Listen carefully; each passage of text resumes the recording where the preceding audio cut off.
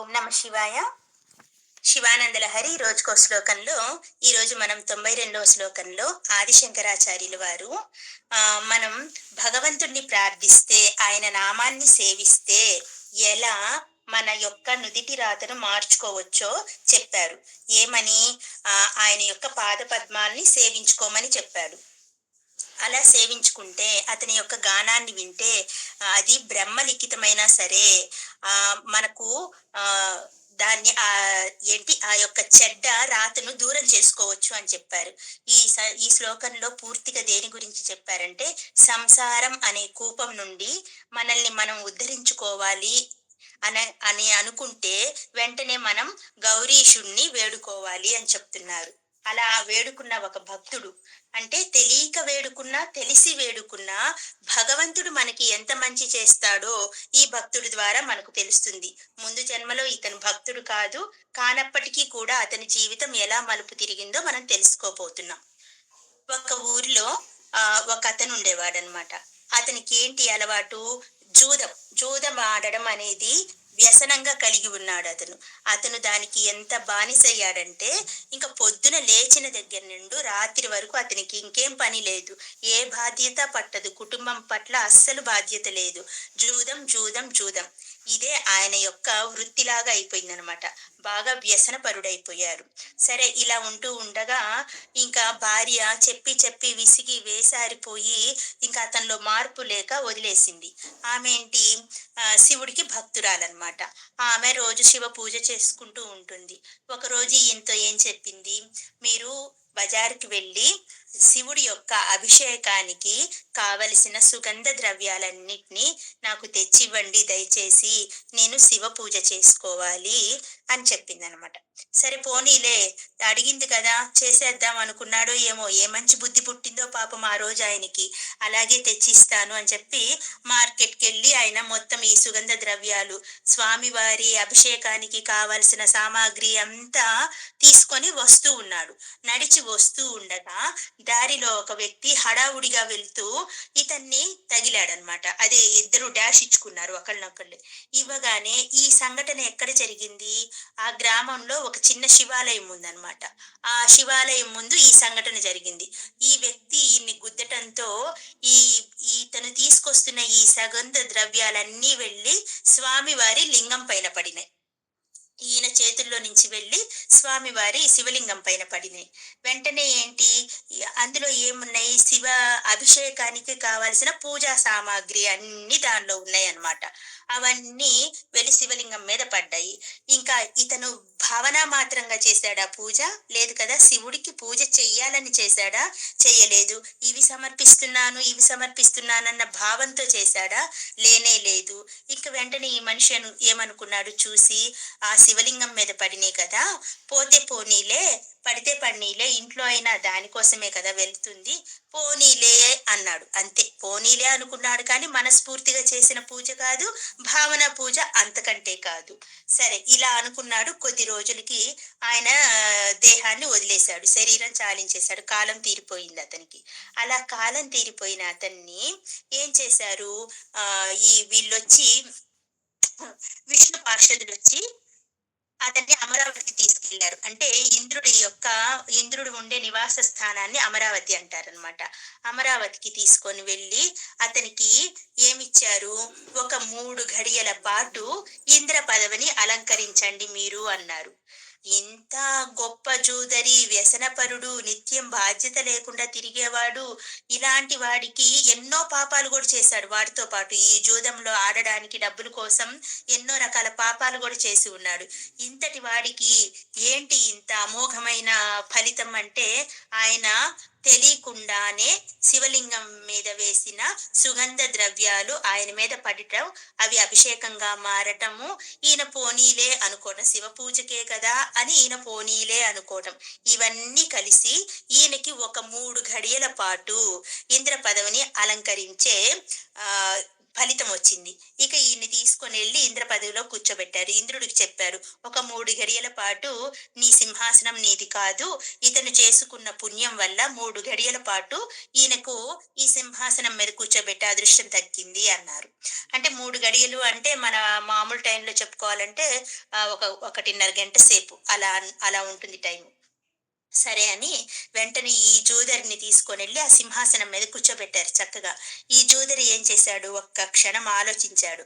ఆలోచించి, "నేను ఇంద్ర పదవిలో ఉన్నాను కదా! ఈ ఇంద్ర పదవిలో ఉన్నాను కాబట్టి నేను ఏం చెయ్యాలా?" అని ఆలోచించాడు. ఆలోచించి చటుక్కున ఆయనకి ఒక ఆలోచనొచ్చింది. ఆలోచన రాగానే ఇంద్రుడి దగ్గర అందరూ ఉంటారుగా, సేనాధిపతులని వాళ్ళని వీళ్ళని పనిచేసే వాళ్ళందరూ, వాళ్ళని పిలిపించాడు. వాళ్ళని పిలిపిచ్చి, "మన ఇనప్పెట్లో ఏమేమి విలువైన వస్తువులున్నాయి" అని అడిగారు.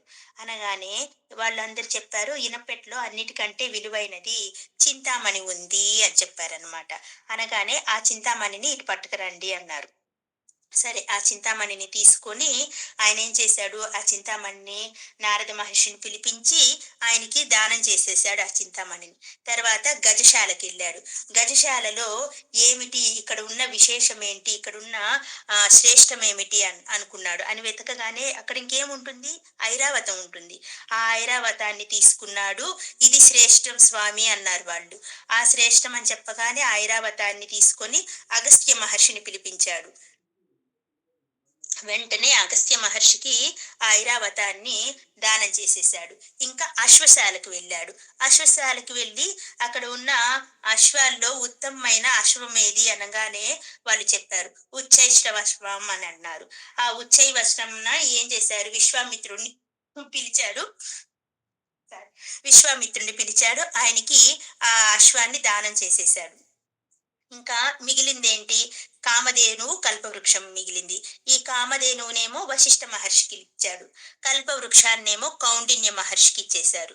ఇలా ఈయన ఉన్న అక్కడ 3 గడియల జాములో అంటే 3 గడియల సమయంలో స్వర్గంలో ఉన్న, అమరావతిలో ఉన్న విలువైన వస్తువులన్నింటినీ ఎంతమంది మహర్షులైతే ఉన్నారో ఆ మహర్షులందరినీ పిలిపించి టక టక టక టక టక దానం చేసేశారు. చిన్నగా ఆయన 3 గడియల టైము ముగిసిపోయింది. వెంటనే యమభటులొచ్చారు. యమభటులొచ్చి, "మీకిచ్చిన 3 గడియల సమయం అయిపోయింది. రండి, మిమ్మల్ని నరకానికి తీసుకొని వెళ్ళాలి" అని చెప్పి అతన్ని తీసుకొనికెళ్ళి నరకంలో పడేస్తాడు. ఈలోగా ఇంక ఈ టైం ముగిసిపోయిందిగా, ఇంద్రుడొచ్చాడు. ఇంద్రుడొచ్చి ఒక్కసారి అమరావతిని, ఆ స్వర్గాన్ని మొత్తాన్ని చూస్తాడు.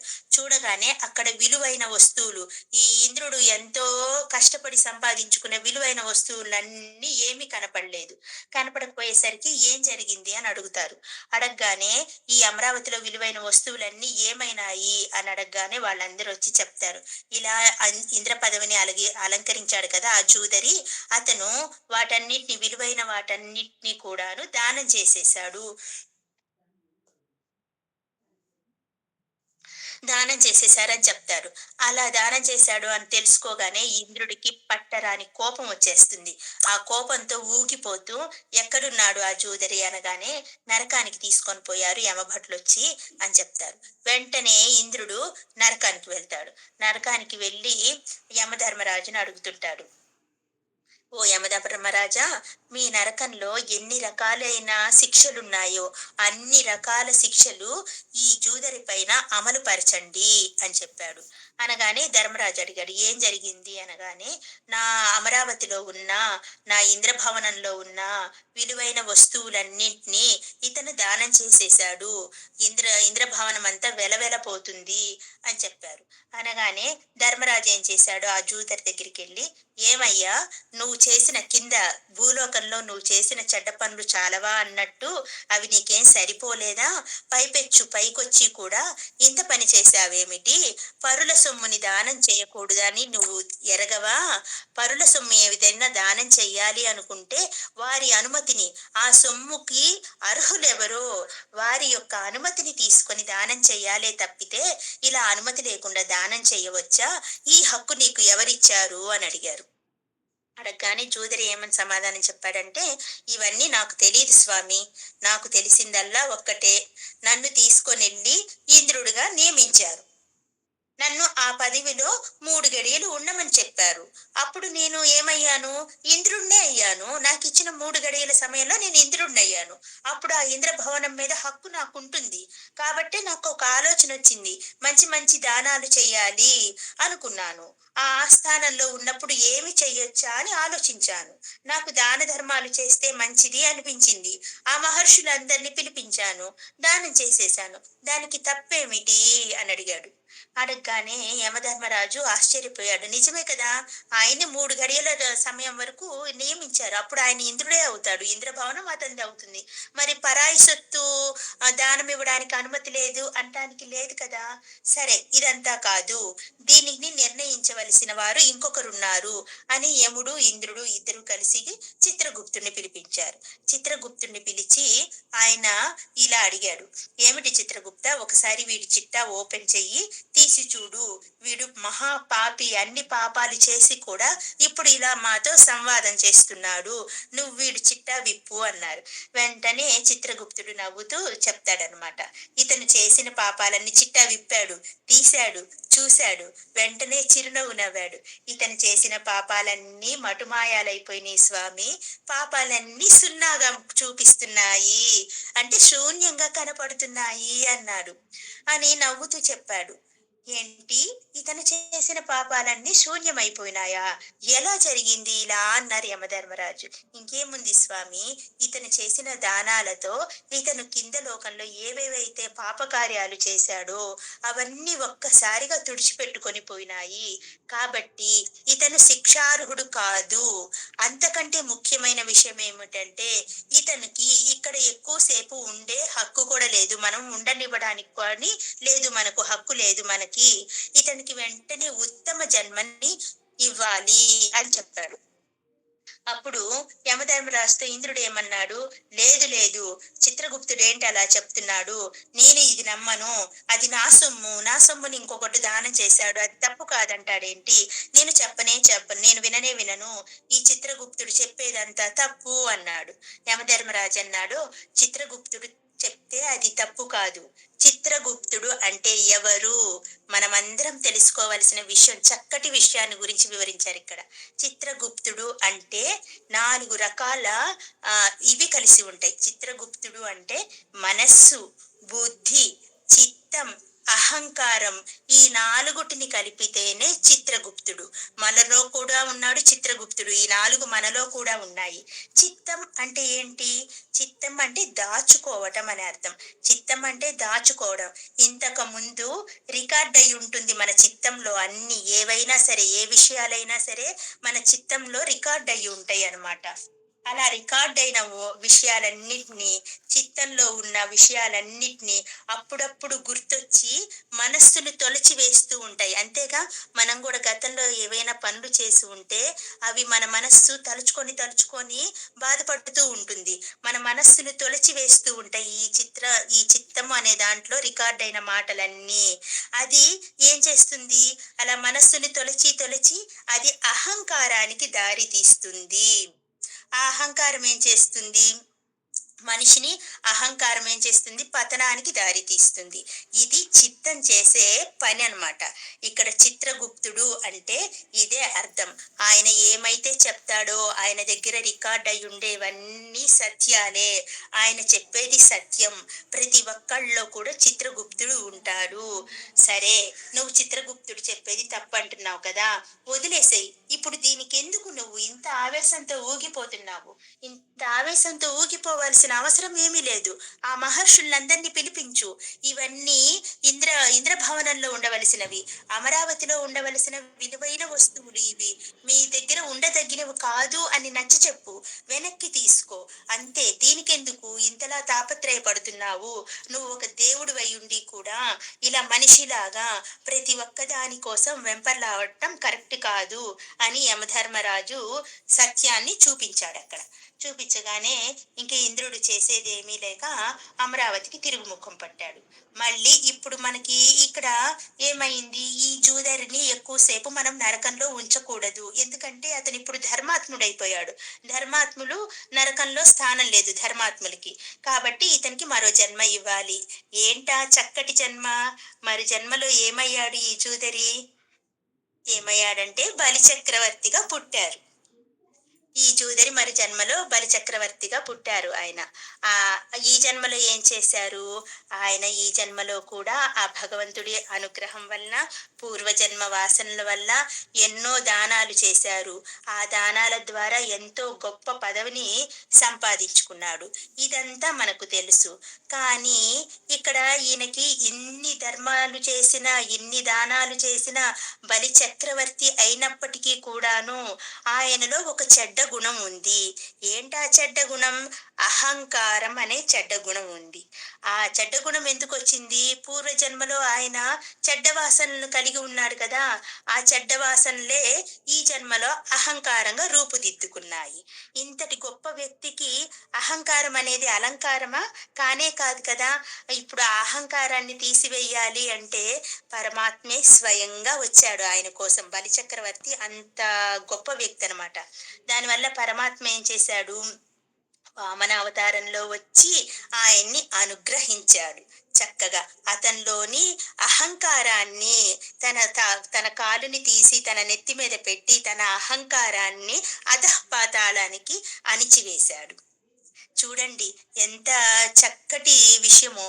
ఒక జూదరి పరమాత్మ అనుగ్రహం పొంది నరకానికి వెళ్ళి స్వర్గానికి వెళ్ళి అతను చేసుకున్న కొంచెం పుణ్యం వల్ల స్వర్గానికి వెళ్ళి ఆ ఉన్న కొంచెం సమయాన్ని ఎలా వినియోగించుకున్నాడు అన్నదే ఇక్కడ విషయం. నాకు 3 గడియలు ఇచ్చారు, నేను సుఖభోగలాలసున్నై ఉందాము అనుకోలేదు. నాకు వచ్చిన ఈ కొంచెం సమయాన్ని నేను ఎలా సద్వినియోగపరుచుకోవాలి అని ఆలోచించి ఆయన చేసిన దాన ధర్మాలు, ఆయన చేసిన మంచి పనులు నెక్స్ట్ జన్మకి బలిచక్రవర్తిగా జన్మనిచ్చే అంత గొప్పగా నిలబెట్టినాయి అతని యొక్క మంచి పనులు. కాబట్టి మనం ఏం చేయాలి? మనకు కావలసింది ఏంటి? ఆ భగవంతుడి పైన భక్తి, ఏకాగ్రత, చిత్తశుద్ధి ఇవి సాధించగలిగితే మనం ఇవన్నీ మనల్ని దేనికి తీసుకొని వెళ్తాయి? మోక్షం అనే మార్గాన్ని చూపిస్తాయి ఇవన్నీ మనకు. మనలాగా మనం సాధనలో ఎదిగి ప్రార్థన చెయ్యాలి అంటే మనం ఏం చెయ్యాలి? వీటన్నిటికీ సాధన కావాలి. వీటిని సాధించాలంటే భక్తిని, ఏకాగ్రతని, చిత్తశుద్ధిని ఇవన్నీ మనం కూడా సాధించాలంటే మనకి సాధన కావాలి. ఆ సాధన ప్రతిరోజు తప్పకూడదు. మనం ఏదో ఒకరోజు భక్తి చేసి ఇంకో రోజు మానుకోవటం, ఒకరోజు చిత్తశుద్ధితో పూజ చేసి ఇంకొక రోజు మానుకోవటం, ఇలా కాదు. సాధన ఎంత దూరమైనా తీసుకొని వెళ్తుంది ఒక మనిషిని. సాధన ఎలాంటిదంటే బ్రహ్మ లిఖితమైనా సరే సాధనతో దానిని దూరం చేసుకోవచ్చు అని చక్కగా మనకు ఈ శ్లోకం ద్వారా ఆది శంకరాచార్యులు వివరించారు. మనం కూడా మన సాధన ద్వారా మన యొక్క దుష్ట రాతలను, బ్రహ్మదేవుడు ఏవైతే రాశాడో మన నుదుటిన దుష్ట రాతలను, వాటిని తుడిచేసుకోవడానికి ప్రయత్నం చేద్దాము. ఆది శంకరాచార్యులు వారు చెప్పినట్లు. ఓం నమః శివాయ.